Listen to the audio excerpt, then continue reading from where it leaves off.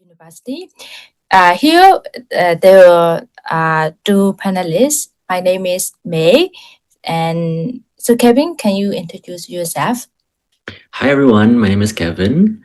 I am currently working at Mondelez International. So I'm working in the HR division.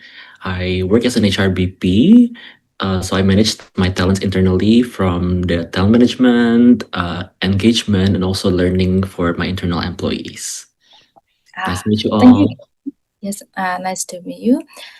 Okay, so today we're making the podcast here for our topic. Like we will be discussing the power of soft skill in this hard skill world, right? So okay, first thing first, Kevin, how do you think like what is soft skill for the student or like maybe for the employee? What would be your definition on this?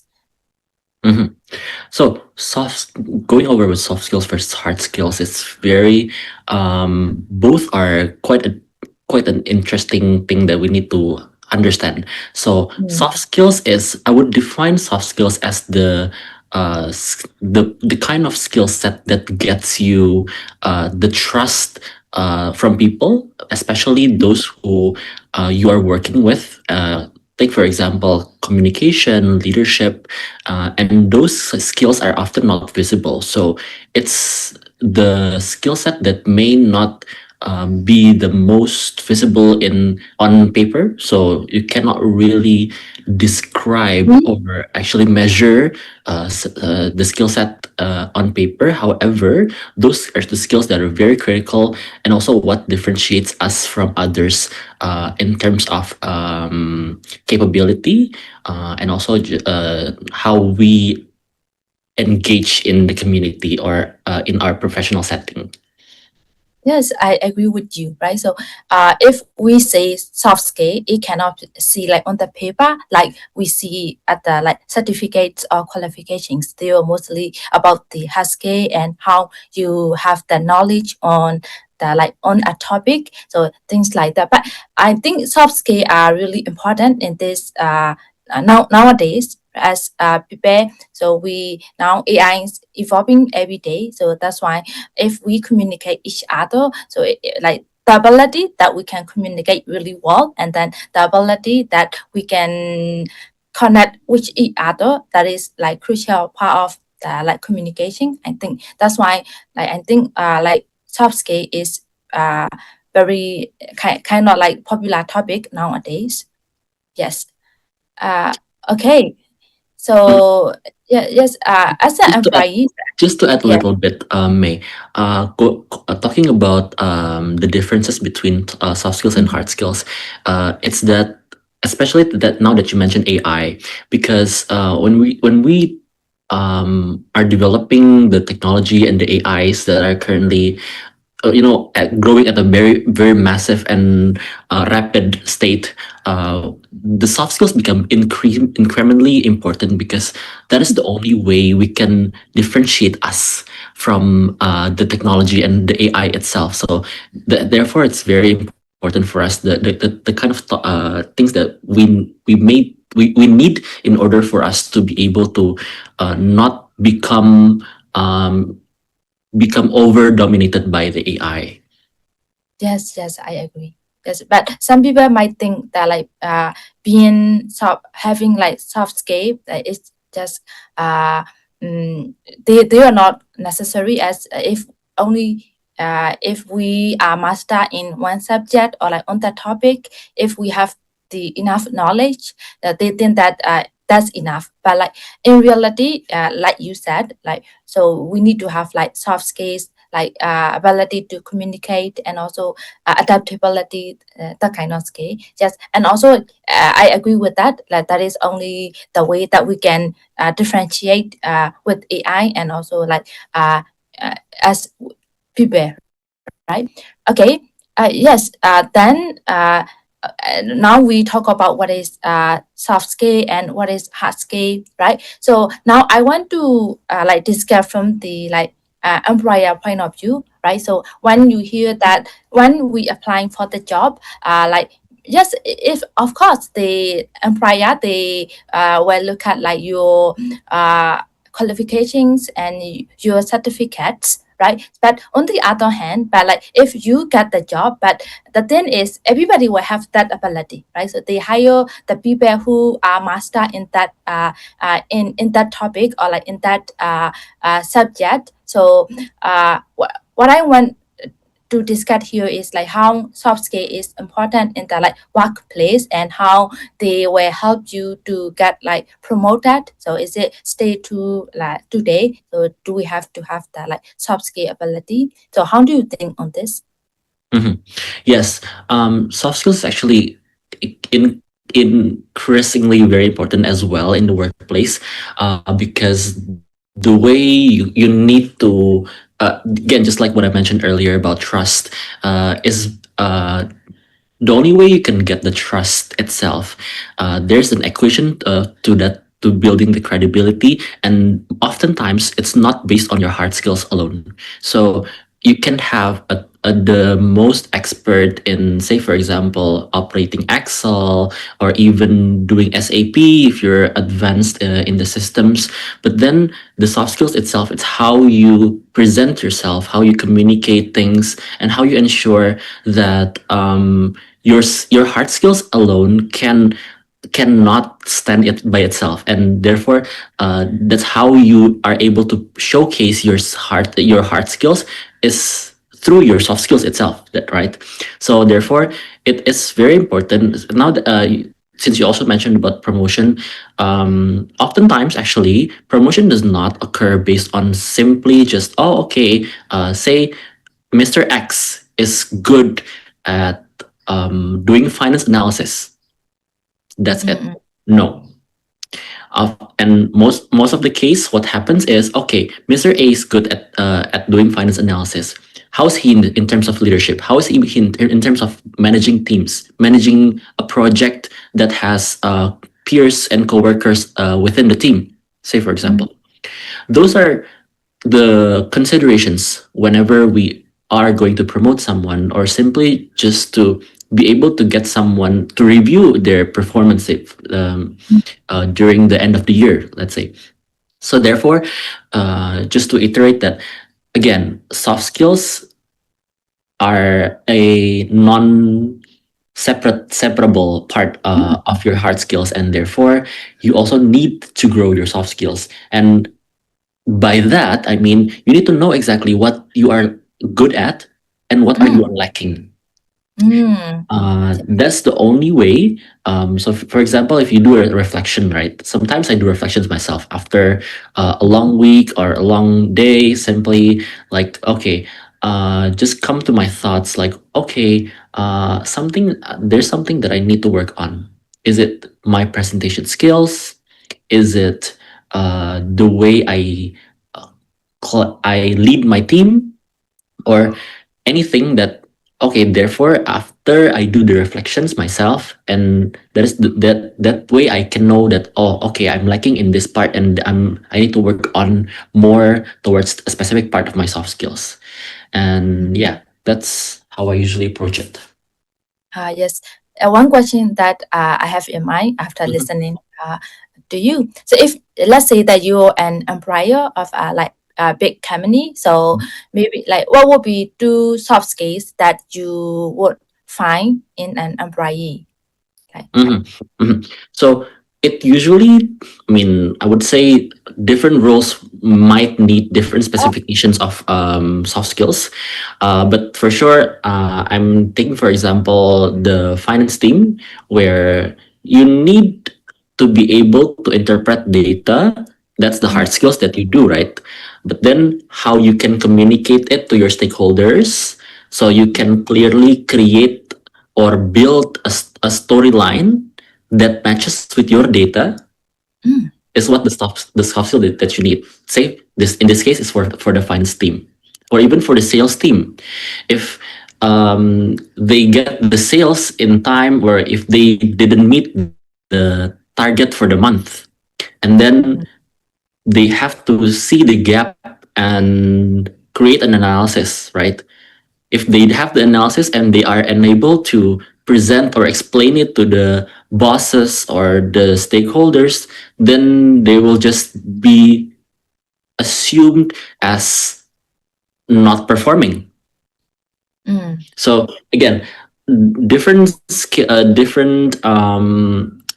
roles and may need different skill sets. However, what's important is that I think there are a few that are quite a general skill sets very much needed. That is, one is leadership. So the way I define leadership is the ability for you to lead and manage, but also take ownership. So that's one part that are usually commonly find across roles and also across divisions in the workplace. Second, I would say communication. So the way I would define communication here is whether or not you are conveying your message. So take communication like as a vessel. So within the vessel, you are encapsulating an information that you need to the recipient to understand or give or receive. But if you are a good communicator, then whatever the vessel and however the route is going to be, it will be interpreted well by the recipient. So those, I think I would say those two are a critical and that are usually most found in across roles that therefore is very important for us to be able to have and essentials. I think the essentials skill sets, I would label it as that way. Yes, yes. So to sum up, you talk about two main skills, right? So leadership and also the communication. I agree with those, but I want to more deep into the communication. Right now, nowadays we talk about we need to have like good communication skill, and we need to be like kind of extrovert to be a good communicator, right? So we say in this way. But personally, I'm not the extrovert. I'm kind of the introvert. I like listening to other people, and then I like doing in quiet place in that kind of person. Okay, so in your opinion, what does like good communication mean in practice? Maybe as a student, maybe as an employee, or maybe as a in term or like in every sector. So how do you define like good communication? It's just only like ability to talk too much, or like is it how can an introvert can be a good communicator? So how do you think? Okay. First of all, I think that's a very interesting take for you to say that I personally believe that it does not matter whether you are an extrovert or introvert. Both extrovert and introverts can be a good communicator. And yeah, if you take the obvious example, then I would say that not every extrovert is a good communicator, and not every introvert is bad in communicating. So again, I wouldn't really define the good communication between the lines of extraversion. However, just like what I mentioned earlier, what's important is when you want to have a good communication skill set is that how you are delivering your message. So the measurement of success of whether or not you are a good communicator is whether your message is well and thoroughly delivered to your recipient. So in the work, I would talk more specifically in the workplace settings, like take for example when I'm communicating with my boss.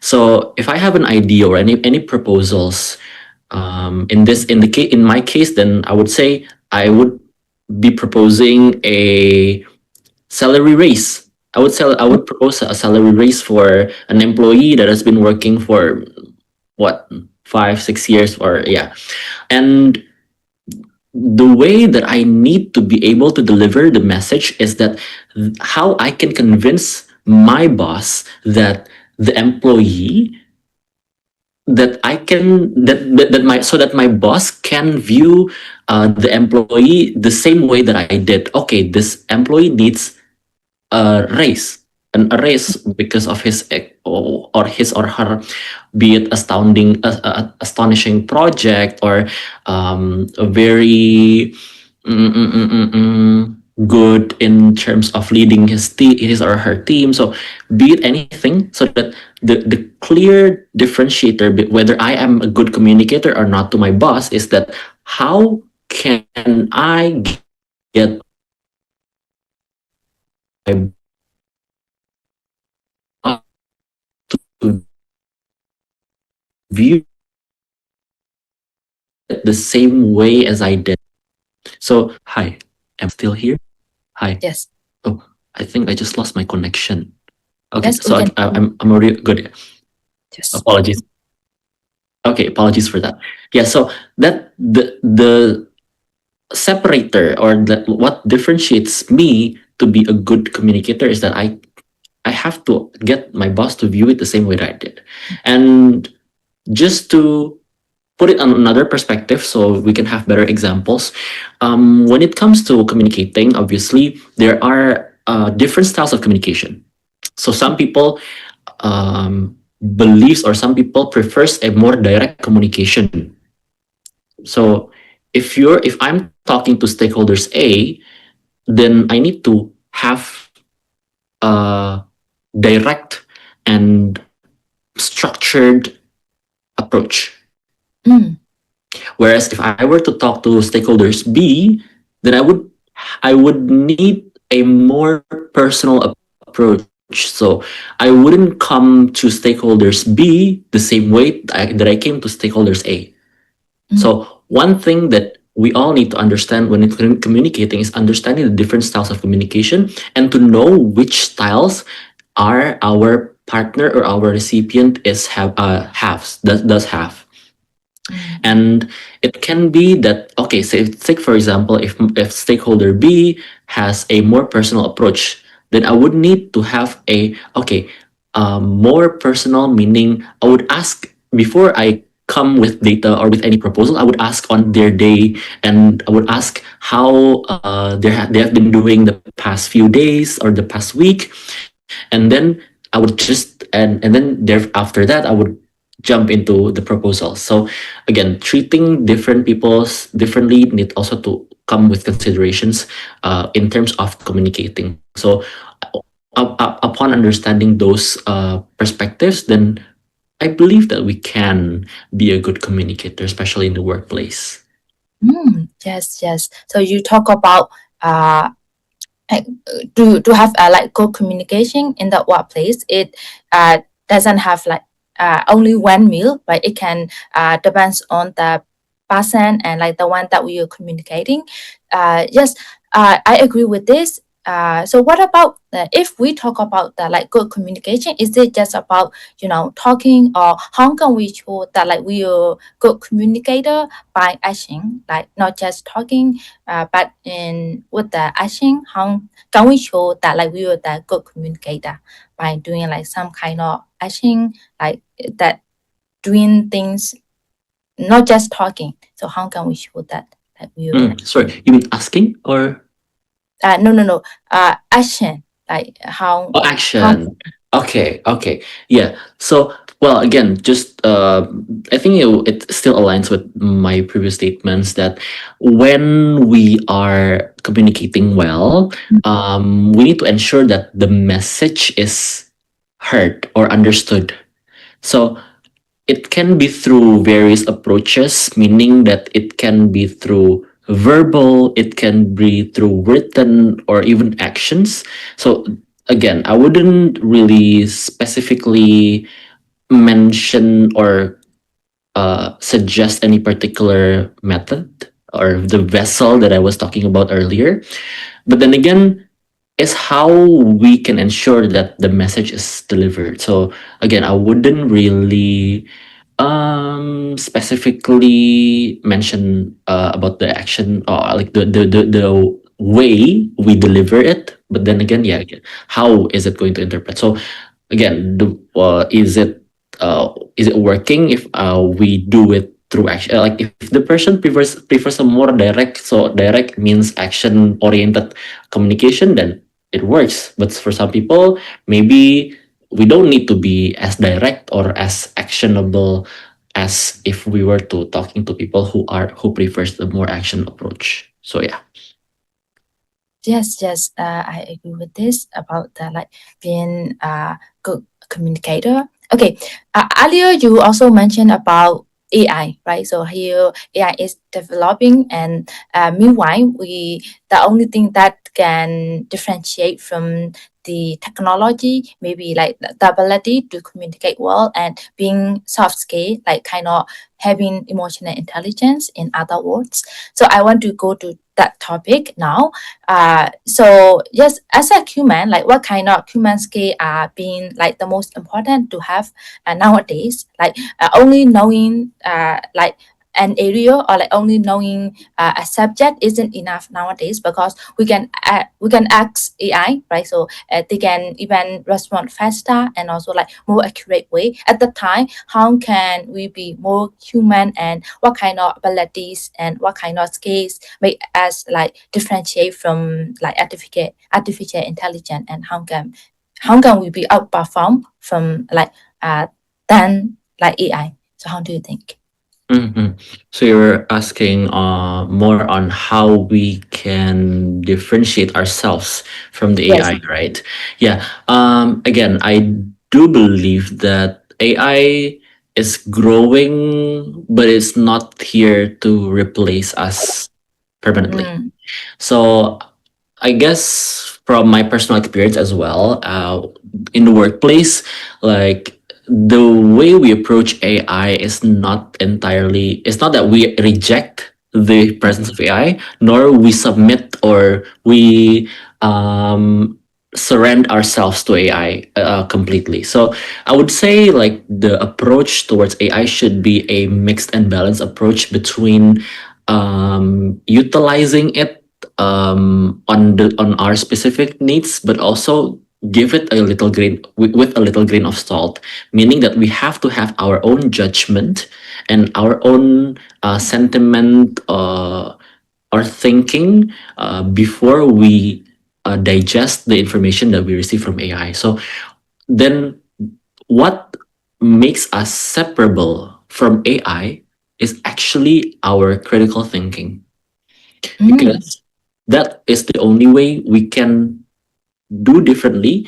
Despite AI can have the bank of knowledge, they can have the uh, thousands if not millions of sources of information, way more than we do. That I won't debate on. But then how we criticize the information is or will always be different from AI.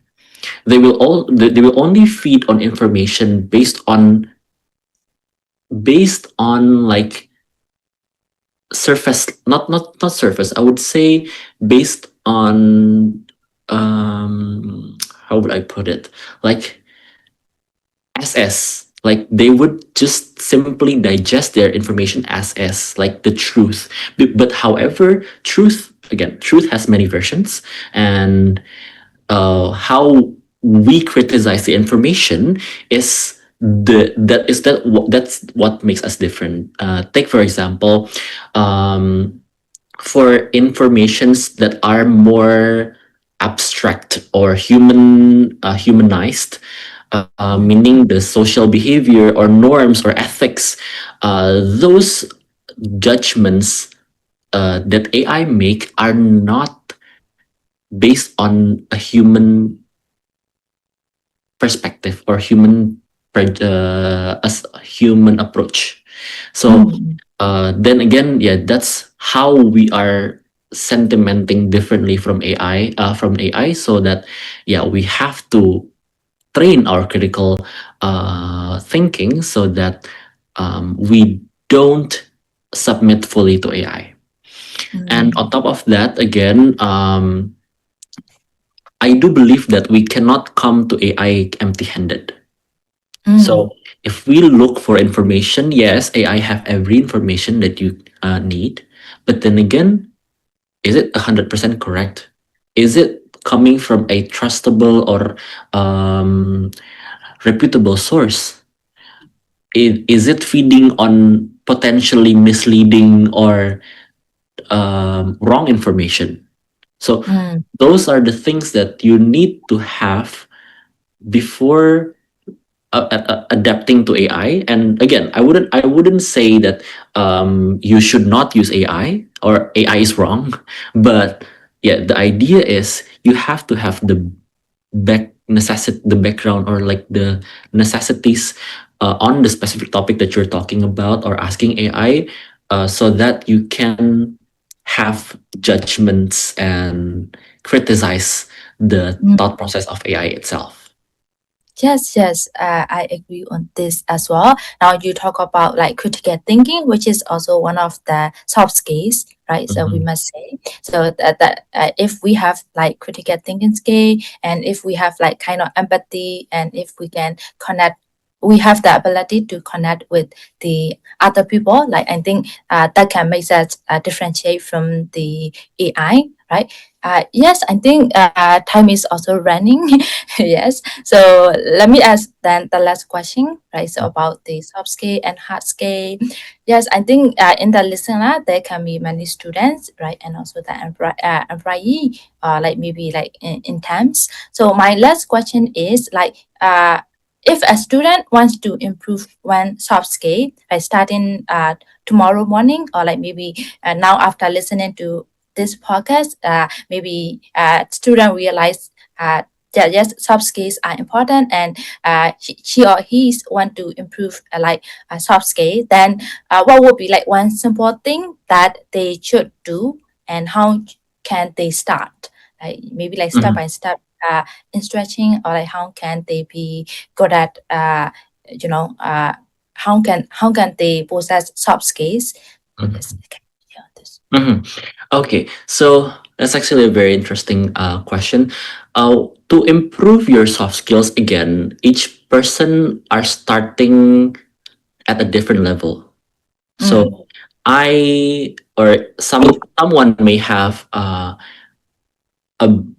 an intermediate, I would say, like a good level of communication, but then not so much on their leadership. Just for example, again, we all start differently, and that is why before we even begin to improve our soft skills, we need to ask ourselves what are we good at and what are we lacking.